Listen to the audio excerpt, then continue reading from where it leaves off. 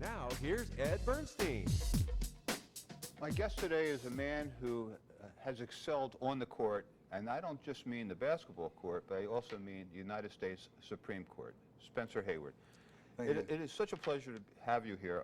You know, we're basically contemporary. So I grew up, you know, watching you play basketball, and you had, you know, it's a stunning career in the, you know, Olympic gold medal. You know, had a great high school career, a college career, in the ABA, the NBA, and now, later this year, the NBA Hall of Fame. Yes. Yes. Yes. And it's been a long time. Yeah, it was a 27-year wait. I was eligible 27 years ago, and no other player in the history of the Hall who averaged 21 and 10 has waited so long. 21 points, 10 rebounds, double-double, they call that, right? Right. And for a career. For a career, I mean, Right. It's amazing when somebody does it in a game, it's noteworthy, in a season, it's a tremendous achievement, but for a whole career, amazing. And then also to be the, because you take all the body of work, to be the outstanding college player of the year in 1968, as well as to won the Olympics in 1968 and set the record for the U.S. basketball for 44 years. I held it until Durant broke it in 2012, shooting threes. Okay. So it doesn't really count. I'm giving him an asterisk. We didn't have threes when you were playing. Oh, right? Absolutely not. And we didn't have professional players playing. We were playing all out of college. I was a freshman, and that's why I was just 19 years old when I won my gold medal. Now, you can't talk about Spencer Haywood without talking about your legal battles. Yeah. And essentially what happened was you grew up in Mississippi. Mississippi, you got like a lot of siblings, right? You got, what, 10 brothers and 10 sisters? brothers and sisters, yeah. And, you know, and your family was struggling to make good, and you were in Yeah, we were college, farmers. right? We were farmers, and in my hometown of Silver City, Mississippi, the Delta, where all of the blues players are from and everything. The larger your family are, the more work you could do on a farm. It's just basic farming 101. Right. And then after my turning 15 years old, I moved to Detroit, Michigan, and went to high school there. And I was coached by this great, and the first black coach to ever coach in college as the NC2A, Will Robertson. And he took me in and adopted me and raised me in Detroit. And Dr. Wayne Dyer was my teacher. Really? Yeah. And so when I see him all the time, and sometimes I'm asked to introduce him, and I always say, I taught him everything he knows. Yeah. But he was so great with me, and they taught me so much, and they had to start all over with me in terms of education, in terms of posture, in terms of just speaking and everything. So polished you, huh? Yeah, polished me up really well. And we hadn't won. The city of Detroit hadn't won Class A state championship in 35 years, and that's what I was brought there for, to see if we could bring it back to Detroit, and I did. Oh, okay. In 1967, and 68 came about. We had, in the 68 Olympics, we had the black boycott with Tommy Smith and John Carlos, and Harry Edwards was leading that boycott. And so Harry had talked Kareem into not going to the Olympics. Elvin Hayes signed his contract and decided to go pro that year. Before, normally guys would wait until the Olympics were over and then they signed, right? Because we didn't allow professional players to play in the Olympics if you had signed a contract. So Elvin Hayes and Wesley Unseld didn't. They signed their contract and went on into the Olympics. That way they didn't have to say they boycotted. Went on into the pros to say that they didn't boycott. And Bob Lanier wasn't invited. Pistol Pete Maravich got cut from the team. Calvin Murphy was cut. Everything was just falling down in front of you, right? Falling down right in front of me. And so all of a sudden Hank Iber is talking about I got this young kid he's coming in from junior college, and you got to see this kid. He's going to save America. And lo and behold, he's talking about me. So I got down to the tryouts, and everybody was like just all kinds of commotion and everything. And Howard Cosell was like, this kid can't save you. He's too young. and lo and behold, we won the Olympics. We did all of the things we wanted to do. But there was a little bit of a commotion before the final game and before the ceremonies and all of that, because we had been infiltrated by Harry Edwards with this black boycott, and you know, with Tommy Smith and John Carlos doing this thing, so they wanted to talk to us about the importance of being an American and what it is that we are fighting for. And they brought in Jesse Owens. Oh, yeah. And so we were like all sitting around, oh man, what is he going to say? And Jesse got angry at all of us and said, how would any of you SOBs felt trying to run in the front of Hitler? Yeah.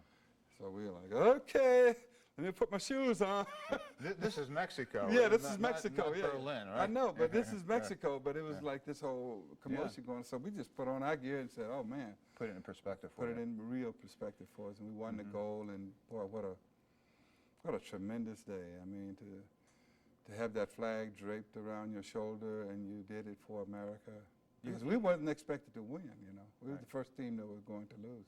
But you had a lot of those days in your life, I those did. special days. And then after you went through the Olympics and before I go on to the next topic, I want to ask you about this, because you made a statement about you couldn't play in the Olympics if you had been a pro. Yes. Now Only amateurs. only amateurs. Now it's kind of segues into my next question to you, and let me set it up by reminding the viewers that that when you went into when you were in college, you wanted to get signed to the NBA, and at that time you couldn't, because there was a rule in the NBA that you had to complete the 4 years of college. Oh, if you didn't complete 4 years of college, you would have to set out for 4 years after your high school class had graduated before you could. Right. You're in a situation, I got to support my family, Right. I'm trying to work, and I got, I mean, the reality is I got to pay the rent, and I Right. got to help That was it. my family. And so you petitioned, they said no, and you end up suing them. After a long legal battle, it became a very famous precedent that the NBA lost, you won against all odds, because, and there's a Yeah, but let me backstory just to take this. you to some of the journeys. Okay, Go take ahead. me to the journeys, because before you take me to the journeys, I wanted to ask you this, because it works into what I'm curious about with the Olympics. In the Olympics, you can't be in the Olympics as a pro athlete. If you're in college and you're trying to get through college, and particularly in your situation and many other people, college is expensive. You're trying to get through. You work at McDonald's at night and go to college during the day. What else can you do, right?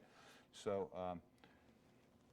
how do you feel about paying college athletes and at the same time allowing pros to play in the Olympics? I mean, shouldn't the best players be in the Olympics, the best team we can put together? And shouldn't, as students, because even at UNLV, we've had recruiting problems in the past. A lot of colleges have. Why not pay athletes, a reasonable amount of money to, I mean, not millions, but a reasonable amount of money, so they can get through school and not have to work?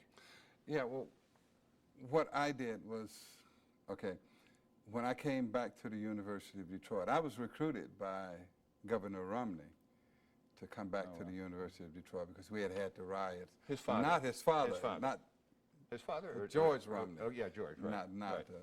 Not Mitt. Yeah. Okay, and so I was recruited back to the University of Detroit, and I had an outstanding career there. I averaged 33 points and 23 rebounds a game, and was the outstanding college player of the year. The NBA and the ABA was in a price war, a fight to the finish. And the ABA violated the 4-year rule without notice, giving the universities any notice or giving anyone any notice. They signed me out of college first. And I went over there and I was the MVP Rookie of the Year, leading scorer, leading rebounder, and player of the year, and I averaged 30 and 20. There's only 2 players that ever do that in professional sport. Wilt Chamberlain. Wilt Chamberlain and myself. Yeah. So then the next year, the ABA decided, well, we're not going to pay him his salary because he signed it as a young player, and so we're going to hold him because he can't go back to college. So it's like sort of like blackmail. So I said, okay. And Sam Schulman from the NBA, and the NBA said, we're in a war, so I'm going to sign him. And even if you have to sit out for this year, because I would have been a senior, my 4 years would have been up 1 more year. And so Sam says, well, we're going to let you sit out. And I said, no, I want to play. And he said, well, let's fight it. And that's when the battle started. I filed, the NBA filed suit against me for signing as an illegal player because I hadn't finished my 4 years of college. And I sued them for the rights to play. And so then the war began.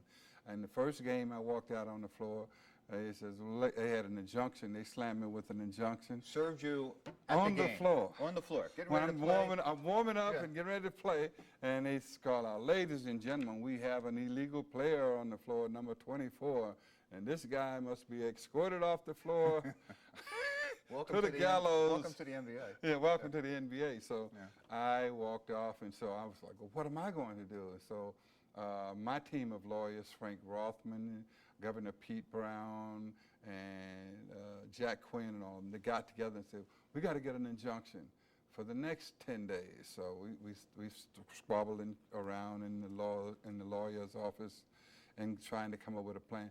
They got an injunction for me to play for the next 10 days. Then I walk out on the floor, ladies and gentlemen, we got an illegal player on the floor. This game is under protest. So that went on for that whole season. And lo and behold, we went to the lower courts all the way to the state court in California. And then we filed in California because we felt liberal enough, you know. Yeah. And then we went on to the Supreme Court where I won that case 7-2. Yeah, the U.S. Supreme And that was Court. a big deal for the NBA because all of a sudden, the NBA was able to, we had 16 teams, the NBA was able to go into the colleges and get all of those Bob McAdoo's and Adrian Dantler's, Julius Erving, George Gervin, all of these players, and got them early. So then we started expanding and expand to 32 teams.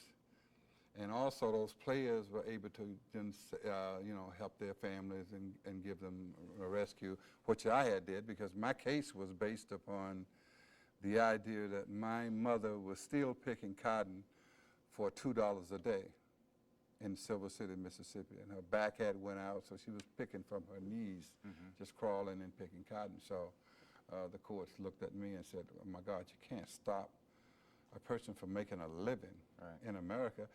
And we have the Sherman Antitrust Act. I mean, you can't do that. And so I won that, and the NC2A was like, wrapped themselves around the NBA and around the ABA because they felt that they were being taken advantage of, and what's going to happen to college basketball. That guy, Spencer Haywood, has destroyed it as we know it. And lo and behold, 47 years later, they are grossing $12 billion. The players make absolutely nothing. The players coming from backgrounds like I came from, their parents can't come to see them play. If they get hurt, they're done. They don't have enough time to study, to do all of the necessary work. It's a chaotic thing, and there's a lot of resentment in terms of the African-American community because they're looking at all of these guys doing all of this work, and nobody from our community gets to be a towel boy or nothing. The towel boys say at like a school like Alabama, he makes $80,000 a year. I mean, everybody it's a growth business, but the people who are doing all the work, they can't even get a burger. So they're going to have to do something about that. I think they should do something about it, but I'm just going to go into the hall and be nice. Yeah, well, and there's a lot of people, look, a lot of people think that you're partially responsible for the whole expansion No, they of said the NBA. he's not partial. Yeah. He is the issue. Okay. That's what I've been sitting out, Sam, for 27 years. And that was known as the hardship rule. Right. And then some years thereafter, they changed even that rule, and now it's called what? What's it called? Early entry. It's called early entry. And what happened was it was first called the Spencer Haywood hardship rule. They dropped my name away from it because they didn't want to show that he won.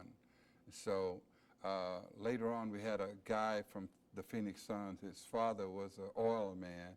And he says, I don't have no hardship I can show. A white guy named Alvin Adams. He said, I don't have no hardship I can show. Right. I want to go play basketball. That's what I want to do. And so he said, I want to play. And then they dropped the hardship from it. And I thought, well, finally I got my ruling back. Spencer Haywood, no, it's called early entry. Okay. So for all these years, it's called early entry. Then the rest is history, as they say. You played in NBA All-Star games. You had great statistical career. Yes. Married a supermodel, Iman, right? You got girls with her, and you and I have a lot of daughters in our lives. Yeah. And I mean, it's just an amazing life. And then frustration because I'll say it, to me it seems like politics, that we're not earlier inducted into the NBA Hall of Fame.